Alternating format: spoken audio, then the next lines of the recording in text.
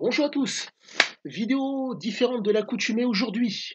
Je vais vous donner donc une liste d'auteurs et d'émissions que j'ai pour habitude de regarder et qui me permettent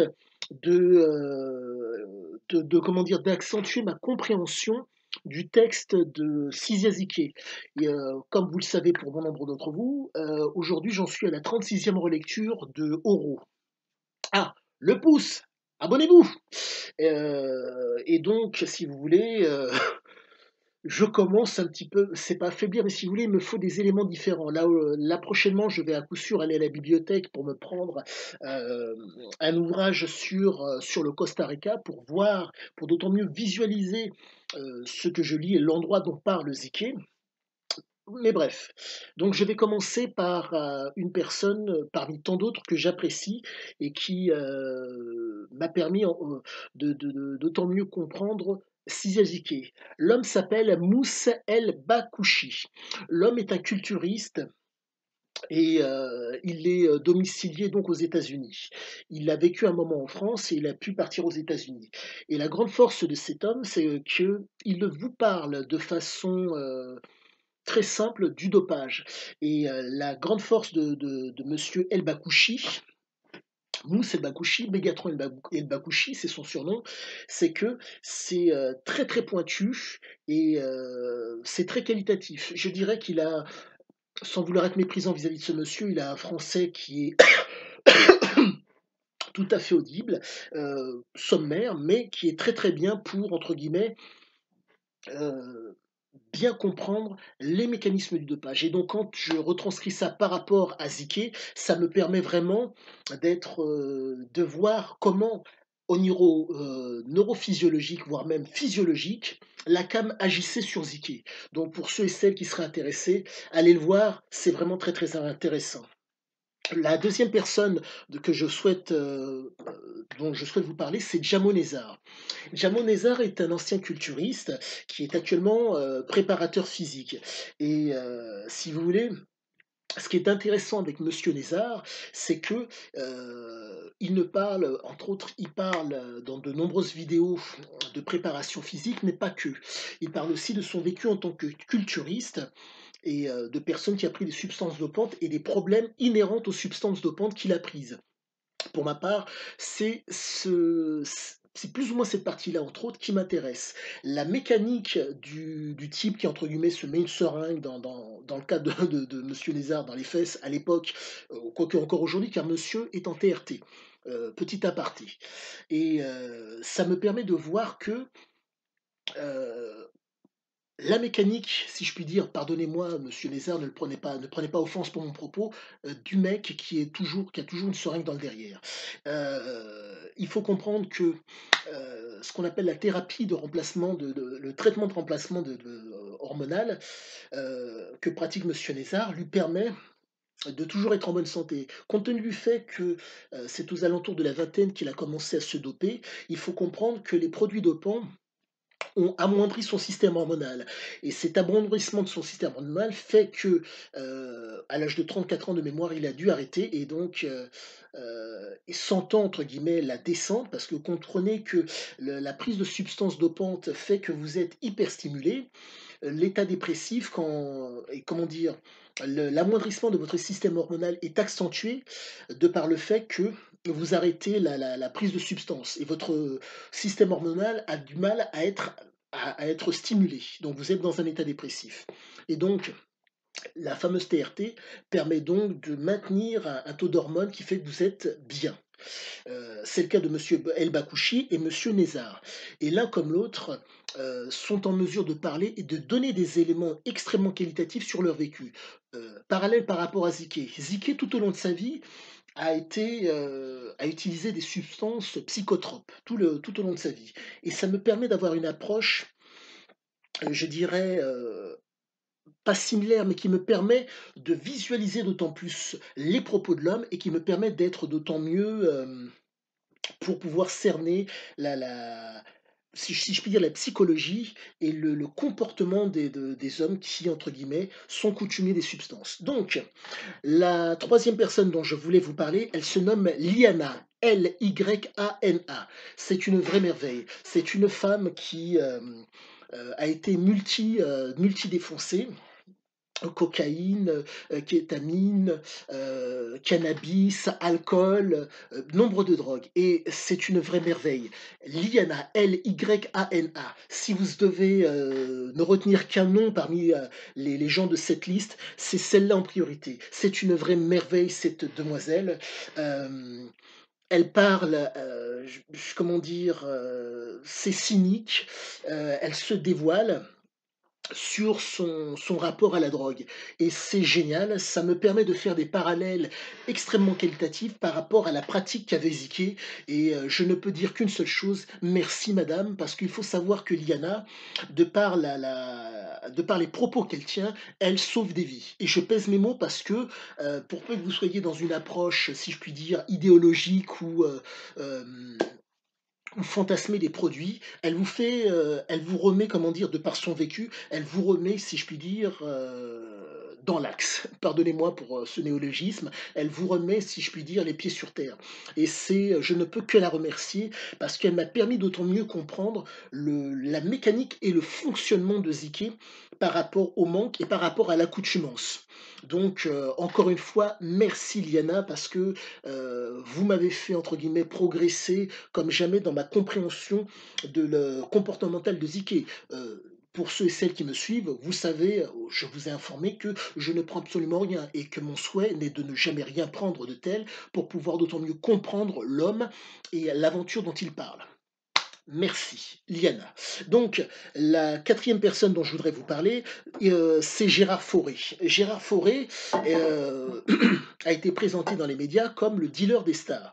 Au-delà de ça, cet homme qui a été un adepte de la cocaïne et du crack aussi à un moment donné de sa vie, est un homme, si vous voulez, qui a l'air qui ne côtoyons pas cet homme et comment dire? Ne côtoyons pas cet homme, ne prenons pas de drogue. Je dirais que compte tenu des différentes informations que j'arrive à glaner sur Ziké et grâce à différentes sources, je dirais que monsieur Fauré, ne ment pas. Jusqu'à preuve du contraire, car que l'on le veuille ou pas, monsieur Gérard Fauré, de par le fait qu'il a été dealer international, expliquait l'interpénétration qu'il y avait donc entre la caste politique et entre guillemets «le client» et c'est extrêmement intéressant parce que cet homme qui a donc, navigué dans toutes les strates a pu connaître, si je puis dire, entre guillemets «les gens de la haute», comme les voyous, comme les gens du quotidien, comme les voyous et la prison. Donc si vous voulez, c'est un homme qui, pour moi fait le lien entre, si je puis dire, heu les miséreux qui sont et encore les miséreux, je ne sais pas si les accoutes ou quoique peut-être les miséreux qui sont susceptibles, et encore miséreux. Je mets un bémol, pardonnez-moi pour le terme miséreux, je n'insulte je mon objectif n'est pas d'insulter les gens. Les miséreux qui, entre guillemets, «produisent ce produit» mais ne sont pas les principaux, gagnants et ainsi que les consommateurs dans les pays européens. Car il faut savoir que la cocaïne, heu, compte tenu du fait qu'elle était trafiquée international, il allait la chercher en grande majorité dans les pays dits, d'Amérique du Sud. Il traitait avec eux, à un moment de sa vie. À un autre moment, il a traité avec, des fournisseurs européens. Mais quoi qu'il en soit, les propos de les propos de monsieur Fauré, pardonnez-moi, sont, extrêmement pertinents parce que, heu, de par mes nombreuses relectures, 36 bientôt en cours, 3 de parodie et 3 de mémoire de misère de Sahara, me faut comprendre que, heu, ça se tient. Vous ne pouvez, entre guillemets, «cheminer» dans le milieu de la drogue sans que, différentes strates de la société soient au courant de ce travers, de cette, entre guillemets, «de cette pratique» et c'est pour ça que, pour moi, le propos de monsieur Fauré se tient. Mais la raison pour laquelle je m'y intéresse par rapport donc à Ziké, c'est que, heu Ziké avait pour habitude, entre guillemets, de s'informer, si je puis dire, de partir de rien pour aller, pour le succès le grandiose, en allant au plus haut possible. Et le fait est que quand on va, dans le succès le grandiose, à un moment donné, on se retrouve, soit au contact de la justice, soit au contact plus ou moins des politiques. Et dans 2 des aventures de Ziké, vous voyez, en tout cas j'ai pu voir qu'il était au contact des politiques dans Oro, dans Sahara, ça a été, la justice et dans Toronto aussi. Donc si vous voulez, c'est un espèce de cheminement qui est normal pour quelqu'un qui pratique, et consomme la drogue. Gérard Fauré, personne intéressante. Je n'ai jamais lu un de ses livres, je me suis contenté de ses vidéos, soit dit en passant, mais elles sont extrêmement qualitatives à mes yeux. C'est un auteur pour moi que je prends en compte parmi tant d'autres. Je ne me formalise pas, mais je le prends en compte et le croisement des informations me permet de dire que, jusqu'à preuve du contraire, je ne suis pas face à un menteur. Donc voilà. Donc Maintenant, je vais vous donner, une autre personne, une «célébrité» entre guillemets dans ce qu'on appelle le YouTube game, The Rob. Il s'avère que ce monsieur, est intéressant, parce que, il fait venir sur sa chaîne nombre de gens qui ont, en tout cas, c'est les émissions qui m'intéressent le plus, de gens qui parlent, de leur pratique du dopage. Certaines personnes prétendent, certains, tels que monsieur, mince, Stanimal, si j'ai bien compris, prétendent que, monsieur, Robert, c'est son nom, heu exagère les propos et les dosages car ce n'est pas possible de prendre autant. Hem 2 points de vue différents, pardonnez-moi, mais je reste maintenant sur The Rob, sur l'émission The Rob. Ce monsieur fait venir ces gens et si je puis dire, hem, il arrive parfois à relancer certaines personnes pour qu'ils puissent donner de plus en plus de détails par rapport à leur comportement, par rapport à la cam. Mais force est de constater que, il n'a quasiment pas besoin de trop relancer. Car la chance que nous avons qu'il nous a offert, c'est de pouvoir entendre des gens expliquer, se mettre à nu et expliquer les travers que la cam leur apporte, leur ont apporté et les avantages aussi qu'il y a eu à un moment donné. Mais c'est vraiment extrêmement, c'est très, très intéressant. J'apprécie son émission parce que, quand il vient à parler de pratiques de ponte, je m'y retrouve par rapport à Oro. Je revois entre guillemets, j'arrive à faire des corrélations par rapport au comportement de Ziké par rapport à la cam franchement, pour moi, intéressant, voire même j'irais jusqu'à dire extrêmement intéressant. Et là donc, je vais, ça va bientôt bah, bref. Et donc là, je vais vous parler d'un homme pour qui j'ai vraiment, une très, très, très grande considération, monsieur Bernard Lugan. Bernard Lugan est, un doctorant d'État.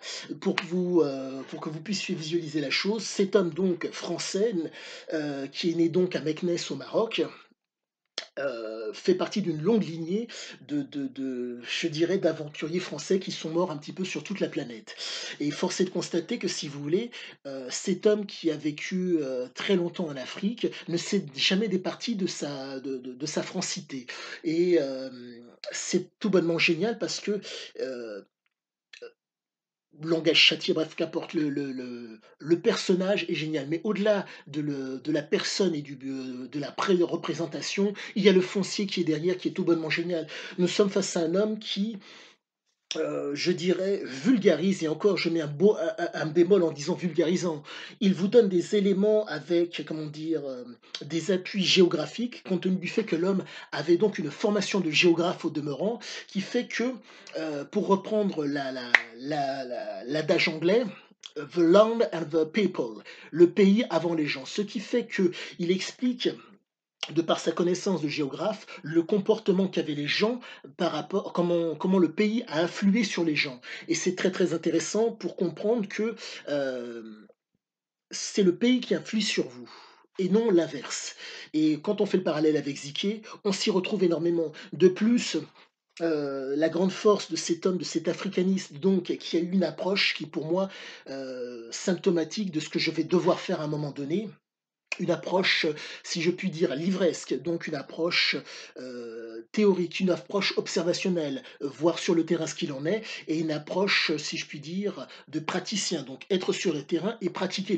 et observer les Africains sur place pour voir ce qu'il en est. Il faut savoir qu'il a fait des fouilles archéologiques, ce qui lui a permis de tenir des propos d'une extrême qualité et qui font qu'aujourd'hui, c'est une référence. Mais malheureusement, dans notre beau pays, la France, les références, les gens qui, entre guillemets, ne vous parlent pas de ce qu'ils pensent, mais de pas vous parlent de la réalité, sont extrêmement décriés et extrêmement, méprisés.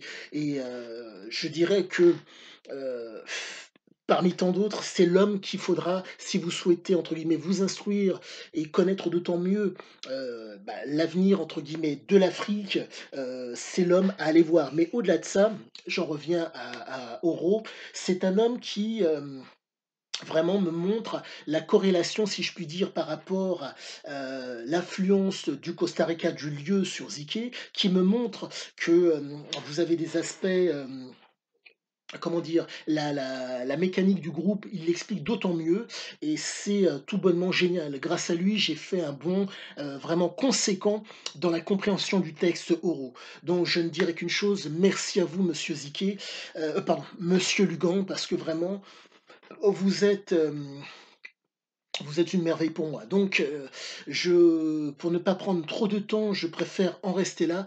Le pouce, inscrivez-vous si vous le souhaitez. Je vous donnerai ultérieurement donc le reste des gens qui sont sur cette liste parce qu'elle n'est pas finie. Mais, sachez que, pour moi, c'est un plaisir de vous donner des éléments qui, j'espère, vous permettront de réfléchir et de vous faire progresser dans votre vie de tous les jours. Car ces messieurs et ces dames, sachez-le, m'ont énormément apporté et je pense qu'ils vous apporteront énormément pour, entre guillemets, pour d'autant mieux comprendre l'ouvrage, mais au-delà de ça, pour être d'autant mieux dans votre vie de tous les jours. Je vous souhaite une agréable journée à tous et je vous dis à bientôt.